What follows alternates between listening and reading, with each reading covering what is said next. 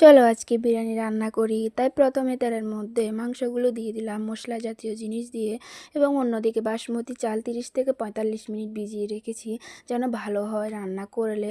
মাংসগুলো প্রায় কষানো হয়ে গেছে, তাই একটু জল দিয়ে দেবো যেন তাড়াতাড়ি হয়ে আসে। এদিকে দেখো মাংসগুলো ফুটন্তি হয়ে এসেছে, তাই একটু নাড়াচাড়া করে নিচ্ছি যেন নিচে দিয়ে না লাগে, এবং মাংসগুলো প্রায় হয়ে এসেছে, এখন হয়েও গেছে। এবং অন্যদিকে একটি পাত্রের মাঝখানে জল, তেজপাতা, এলাচি, দারচিনি দিয়ে দেব চালগুলো, সাথে সাথে দিয়ে দেব চালগুলো। প্রায় হয়ে এসেছে, আমি তা দেখাতে পারি নাই। অন্যদিকে মাংসগুলোর সাথে চালগুলো, ভাতগুলো মিশিয়ে নিচ্ছি যেন বিরিয়ানি গ্রানটা আসে। এবং আমরা বিরিয়ানি এভাবে রান্না করি, আর তোমরা কীভাবে রান্না করো বলিও প্লিজ কমেন্টে। এবং আমি অন্যদিকে এখন পেঁয়াজ কুচি নিচ্ছি বেরেস্তার জন্য।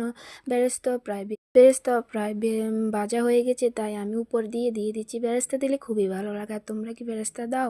এখন পানের লুক দেখতে পারবে, তোমরা বলো কেমন হয়েছে রান্নাটা। আর রাতে সবার নিমন্ত্রণ রইল। Tata, bye bye.